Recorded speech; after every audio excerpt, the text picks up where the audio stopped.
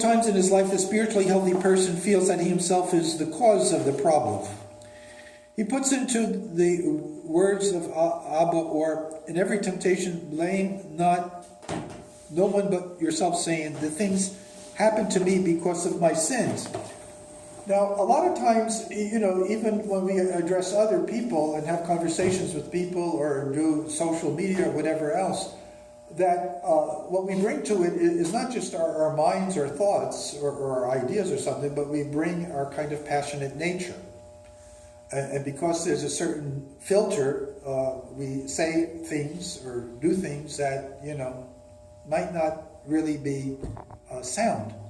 And so, it's good to kind of self-examine oneself. What people ought to do is, like, when you start the automobile, you make the sign of the cross. When people go to work, they should make the sign of the cross. When people open the Facebook or something, make the sign of the cross, because you certainly need it. Converting thoughts. Someone in good spiritual health does not accept evil thoughts against his brothers, but converts them into good ones. He sees God's plan for his salvation everywhere. The way in which we confront the good or bad thoughts that come to us every day shows whether we are spiritually healthy. A healthy person sees no bad people around him at all. All are good, all are saints. Now you can say, well, that's not realistic, because we know that there are evil people, people that are bad. That's beside the point. We don't make judgment on that. That God makes the judgment. Now, obviously, if there's an injustice done to your family or to you, you're not going to have somebody come and rob your house, and you're not going to just say, well, could I pour you some coffee and like some donuts or something, and try to be humble that way or something. No, that's be sensible. But the thing is that you suspend the judgment of others. You leave that into God's hands. This is because there's always something good in every person. And if we can't see it, then just say, well, I'm not able to see it because I'm not spiritually healthy enough. But God sees it, and let it be.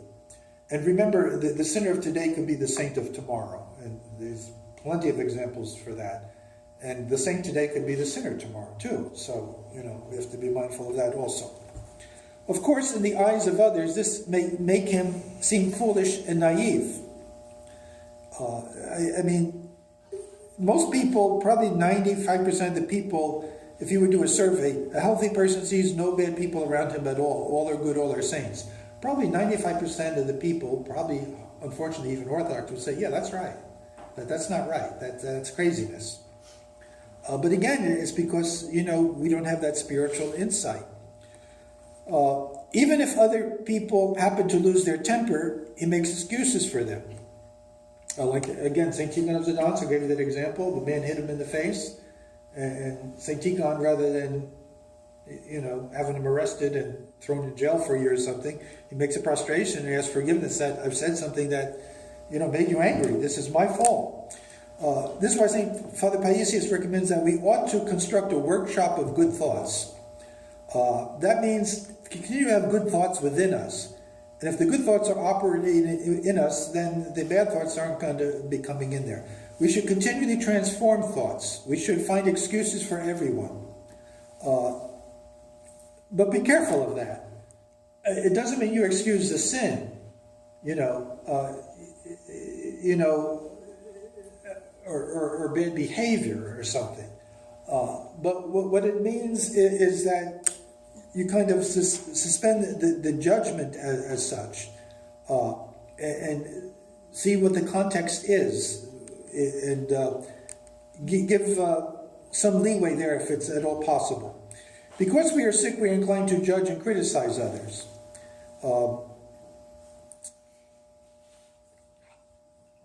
Judgment is one thing, criticism is something else.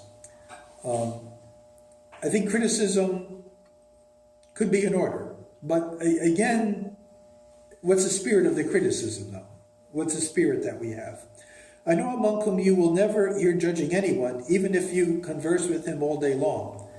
This shows how spiritually healthy he is. I think most of us lack spiritual health. This is why everything and everyone is at fault in our eyes. There is a lot that we can lay fault at in the world.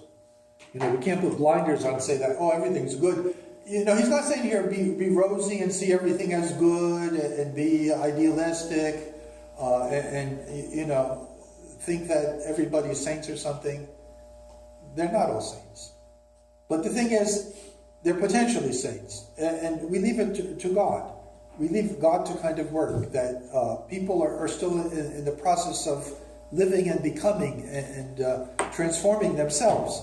So, we don't want to conclusively make judgments of people. There are certain people who are psychologically strong. Some are very knowledgeable on the human level, others have wide social experience, and others are remarkable for their cleverness in sorting things out. Because of these characteristics, they are psychologically strong, and many people find comfort in their presence, because they help them to solve their problems to some extent. However, the way we perceive such people is completely different from how we perceive those who are spiritually healthy, in whom the Holy Spirit acts. The latter have calm and inner peace, not on account of psychological strength, but because they have the grace of Christ. They are psychologically strong. Those who are psychologically strong can keep people with them and offer them some sort of psychological comfort, but they are unable to heal them or to save them. They leave the essential problems that concern them unsolved. On the other hand, those who are spiritually healthy are the sole source of comfort for us all. Ascending to a higher level.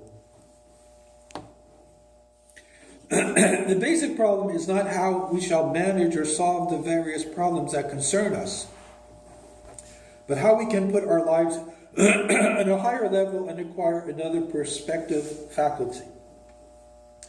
Now, the first part there, this is true to say that most of the time we're concerned with the here and now. And, our energy, our time, our commitment is the immediate cares, problems, concerns that we have.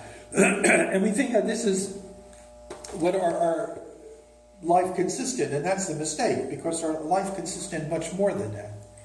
So we're called to have a higher spiritual understanding of things. And then when we go back and look at the basic problems, some of those basic problems that we see are very problematic and weigh us down and put us in dead ends. We'll see that, it's not really the construct there, that it's really different. And we're able to see it different because we have a different kind of perspective. Father Rahman, was a great monastic. He went to the monastery when he was 10, 11 years old. He spent his whole life, in the church. But what really enriched him was the perspective of people that were mean, evil, cursers, mean guards, prisoners that were vile. And he was in the company of these people, and he truly discovered God. And he saw something of God in these people. I mean, can you imagine this? But he did, and he became sanctified by that. And after his eldership for other people, for the nuns that he cared for, and for other people that went to the monasteries, they were immensely helped by Father Rahman.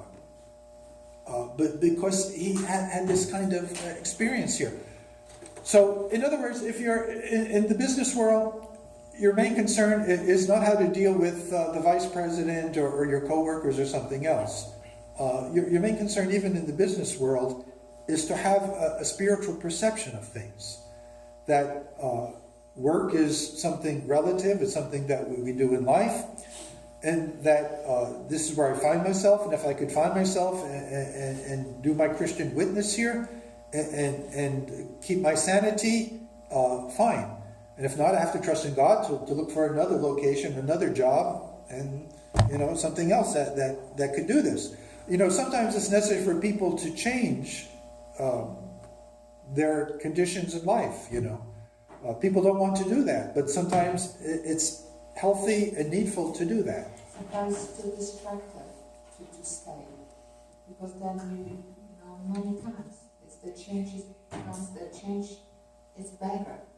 And sometimes it takes time to realize that and to acknowledge, healthy and But in all these things, prayer and spiritual health is beneficial because it helps you to come to terms with yourself, with the situations, and you're in a better, mature position to make kind of decisions on these things. No one's saying it's easy, but it's easier when we do things when we're healthy than when we're ill.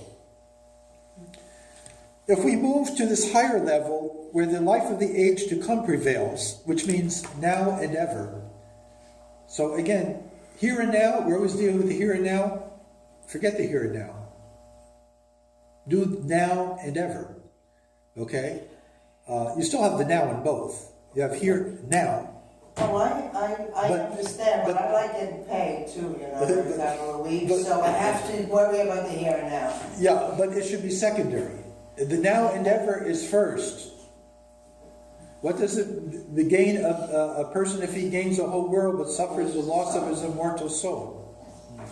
You see, so this is what we build on. The basic problem is not whether to take an aspirin to stop the headache, but how to cure its causes. The same applies in spiritual matters. The aspirin kind of helps us in the present headache. But the spiritual health gives us health, well-being. It's a cure. We're not simply aiming to tame our thoughts and put things in order. Our aim is to change completely, to gain the life to come, to be born into another world, to be reborn. We are trying to acquire a strong spiritual stomach that will digest all types of food. Spiritual stomach digesting all types of food. So what are all the types of food? Well, work, sickness, poverty, injustice, passions, sin, all these things that, we consume, as it were. But a spiritually strong stomach can deal with all that. It'll kind of process all that. This spiritual stomach will not be harmed or destroyed by any kind of food, but will digest everything and turn it into flesh and blood, which means our spiritual well-being.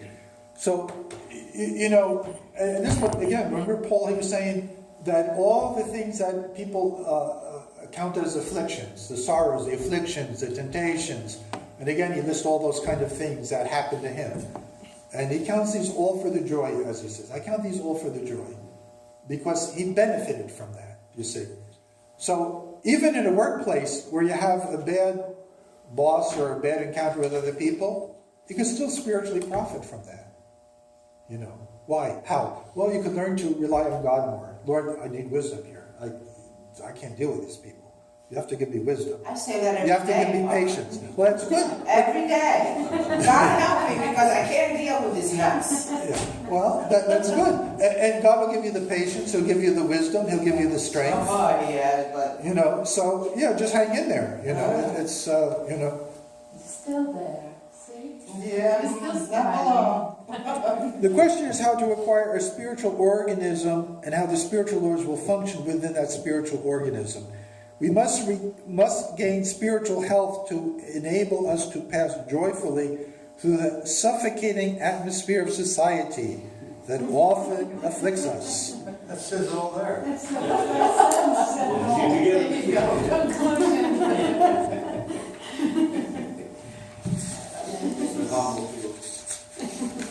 Okay, well, again, but these 5 things here, I think these 5 things are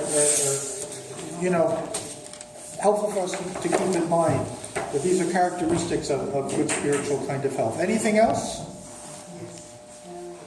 Okay, so hang in there in the, what's it called? Suffocating, afflicting world or something? Yeah, every day I say that. Every day. But it is, this should be a workshop at any company. This Yeah, right. should go to- Right after they advise you on the gay section.